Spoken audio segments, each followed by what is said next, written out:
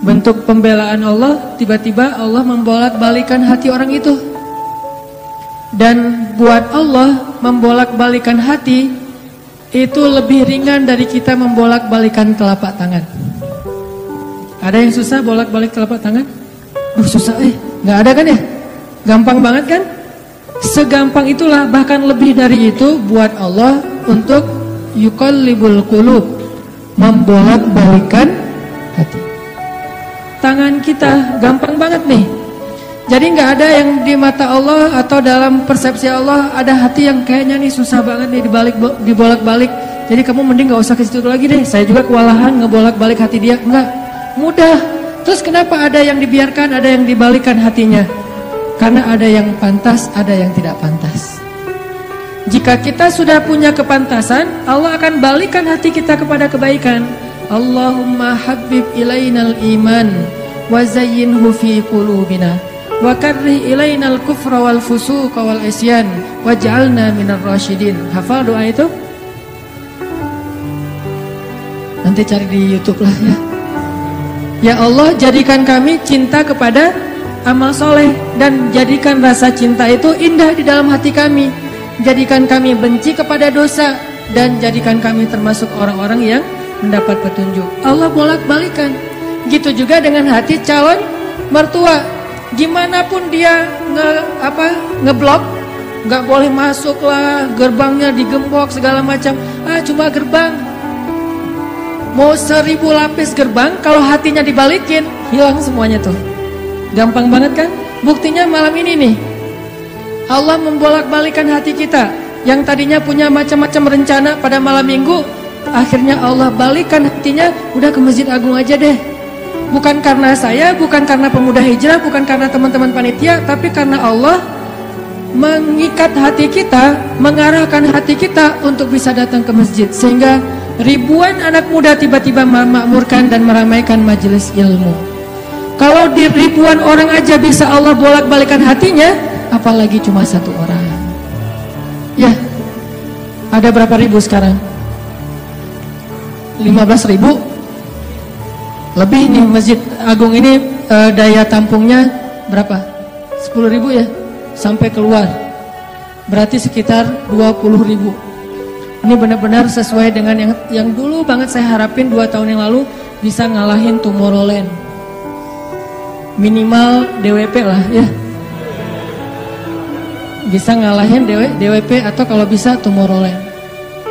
Saya pernah kemarin tuh acara taklim di Pekanbaru, Anur, yang datang sekitar 25.000 anak muda, depan masjid penuh. Malam yang sama ada acara juga di mall, tapi acaranya sepi, yang taklimnya ramai. Masya Allah. Habis itu baru ke mall. Tetap aja sama-sama ramai. Intinya teman-teman, mudah buat Allah. Sama kayak Allah membolak-balikan hati Nabi Muhammad, mertuanya Ali bin Abi Thalib. Padahal udah yang datang itu kurang keren apa coba? Abu Bakar. Secara fisik terkenal Abu Bakar itu orangnya putih, nggak terlalu gemuk, jadi badannya tuh bagus. Terus orangnya dermawan, akhlaknya paling mulia, dan nggak pernah syirik sejak zaman jahiliyah. Di antara sahabat Nabi yang nggak pernah melakukan dosa syirik sejak zaman jahiliyah, Ali dan Abu Bakar. Malah Abu Bakar tuh waktu kecil pernah diajak sama ayahnya untuk nyembah patung. Begitu ayahnya selesai ibadah nyembah patung pergi, itu patung diludahin sama Abu Bakar, dilemparin kotoran sama Abu Bakar. Apa sih lo, patung doang masa disembahin? Kalau lo bisa balas gua, coba lo balas, dilemparin. Ternyata nggak balas. Dari kecil juga Abu Bakar itu udah nggak pernah syirik. Orang yang sangat terjaga, hanif. Dan julukannya juga sama dengan julukan Nabi Ibrahim, Siddiq. Wadhkur fil kitab Ibrahim innahu kana siddiqan nabiyya. Ibrahim Siddiq, Abu Bakar Siddiq, sama nih. Bahkan Nabi sering membandingkan Abu Bakar sama Ibrahim. Engkau wahai Abu Bakar seperti Ibrahim, engkau wahai Umar seperti Musa. Ya iyalah Umar ya. Musa kan gak sengaja noel orang langsung meninggal kan ya. Melihat Bani Israel agak ramai gitu, lagi mau gelut sama orang Kipti. Karena Musa kasihan kepada Bani Israel yang lemah, Akhirnya dia cuma ditakol dikit lah si orang Kipti ini teh. Apaan sih lo? Meninggal. Belum diginiin, baru gini doang coba. Jadi kalau dulu ada ultimate fight, kayaknya Musa tuh juara bertahan tuh. Nah kalau di zaman Nabi, orang kayak Musa, Umar Jawara, Quraisy. Kalau ada yang macam-macam sama Umar, lo berani sama gua nih, lo lihat nih. Nggak ada yang berani sama Umar. Kalau lo pengen istri lo jadi janda, anak lo jadi yatim, lo tunggu gua di belakang gedung itu. Gedung, bukit, nggak ada gedung dulu teh. Nggak ada yang berani nungguin Umar, lancar aja tuh hijrahnya. Artinya Abu Bakar tuh sering dibandingkan kayak Ibrahim. Terus dengan Nabi akrab banget tuh Abu Bakar. Jadi kayak soulmate-an berdua tuh.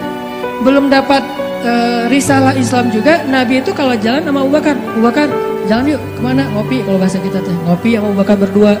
Dari zaman sebelum Islam juga Nabi itu dalam tanda petik udah sering ngopinya sama Abu Bakar. Coba enak nggak nolak teman ngopi kita? Agak susah kan, dia ngajak kemana nggak enak kan nolaknya, udah gua datang gitu. Ali ngerasa wah nih yang datang nih saingan berat nih. Pernah bersaing dengan orang kayak gini? Pernah, cuman sering kalah. Nggak ada saingan juga masih ditolak ya, apalagi ada saingan. Nah itu mah saya banget, bukan teman-teman. Udah biasa ditolak, pada akhirnya diterima juga. Karena saya nggak mau menyerah. Datang Abu Bakar mau ngelamar Fatimah. Ali pas tahu berita itu, ya udahlah berarti pupus harapan. Hashtagnya berhenti aja. Udah nggak bisa ngapa-ngapain. Tidak lama kemudian setelah Abu Bakar lama di rumah Nabi terus pulang, Ali merhatiin wajah Abu Bakar nih, wajah diterima atau wajah ditolak nih. Ternyata dapat kabar Abu Bakar ditolak sama Nabi. Yes, kata Ali. Abu Bakar ditolak sama Nabi. Cuman sisi lain, Ali makin gak pede. Kalau Abu Bakar aja ditolak, siapa saya? Bahkan lebih ditolak lagi. Jangan-jangan belum sampai di pintu juga, udah Ali pulang aja deh. Abu Bakar aja ditolak. Yang kurang apa coba? Akhlak luar biasa, agama terbaik, bahkan umat Islam paling baik imannya tuh dan amal solehnya Abu Bakar, nggak ada tandingan lah. Mau ngelihat surganya di akhirat, orang kaya di dunia dan kaya di akhirat tuh Abu Bakar tuh. Ada orang yang di dunia miskin, di akhirat kaya, di akhirat miskin, di dunia kaya. Kalau Abu Bakar dunia akhirat kaya. Surganya Abu Bakar tuh dikelilingin sama Jibril. Jadi Jibril lagi pengen ngukur surganya Abu Bakar, terbang setahun. Udah setahun terbang itu baru di pinggirnya surga Abu Bakar, belum sampai ke tengah. Padahal Jibril itu kecepatannya lebih tinggi daripada kecepatan cahaya. Bayangin, udah setahun perjalanan cahaya baru di pinggir surganya Abu Bakar. Belum juga masuk, belum sampai ke alun-alunnya surga Abu Bakar. Baru juga perbatasan coba. Kurang apa Abu Bakar? Ditolak sama Nabi. Duh, makin gak pede, kata Ali. Cuma gak pakai bukan orang Sunda soalnya. Gak lama kemudian datang lagi cowok keren, jawara Mekah, Umar datang. Assalamualaikum. Suaranya agak-agak gitulah. Walaupun susah nirunya, cempreng soalnya. Assalamualaikum. Waalaikumsalam, kata Nabi datang. Pas diintip sama Ali, tanya-tanya ke teman-temannya, ada berita apa nih trending topik? Ternyata trending topik di Twitter, Umar melamar Fatimah. Wah, rame lagi viral di mana-mana. Makin, aduh, saingannya berat-berat gini, nggak ada yang di bawah saya gitu yang datang, biar saya agak-agak pede gitu. Ternyata Umar pulang juga ditolak lagi sama Nabi. Ali, yes, tapi tuh gimana ya kalau Umar aja ditolak, yang paling kuat bisa menjaga Fatimah banget kan? Kalau ada apa-apa Fatimah tenang aja, ada gua.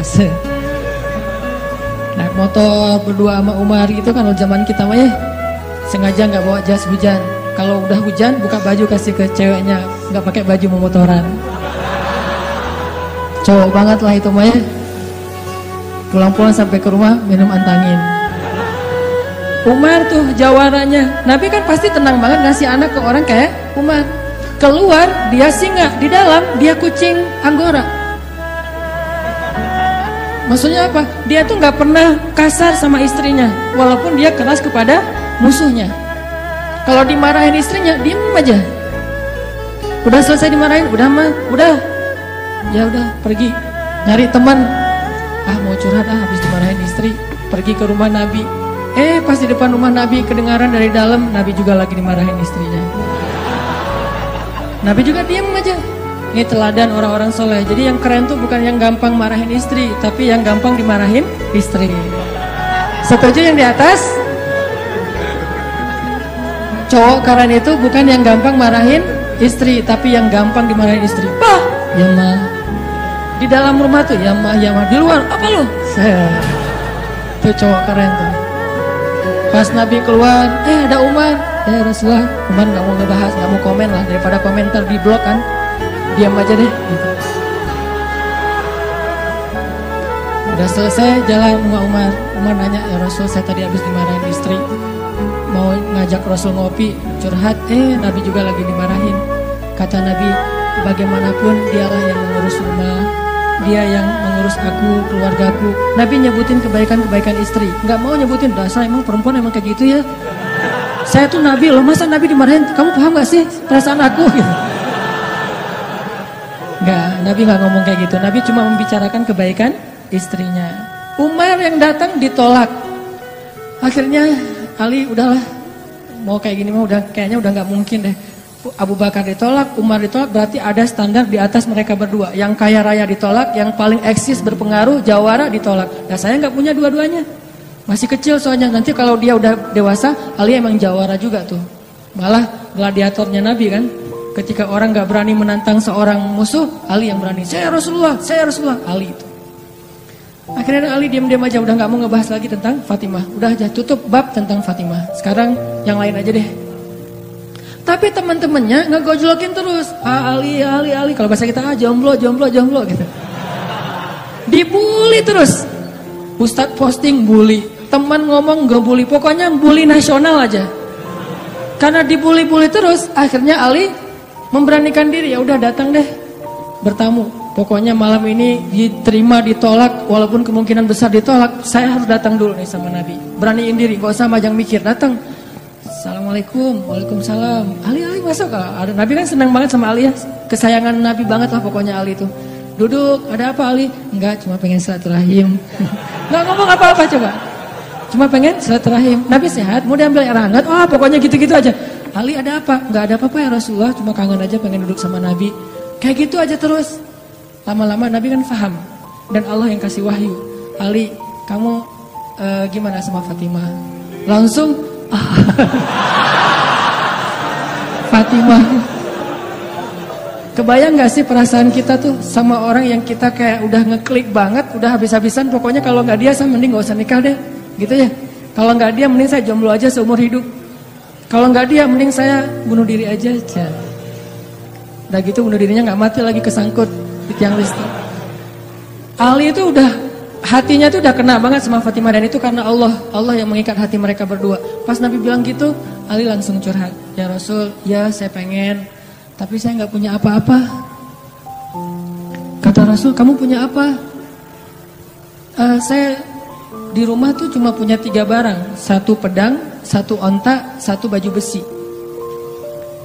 Nggak punya emas, nggak punya apapun. Kata Nabi, kalau pedang kamu butuh untuk berperang, onta kamu butuh untuk mengangkut air. Ya udah deh baju besi aja, bawa ke sini baju besinya untuk jadi mahar buat Fatimah. Beneran Rasul baju besi? Itu bajunya besi loh Rasulullah, bukan yang tangan kayak gitu apa cincin.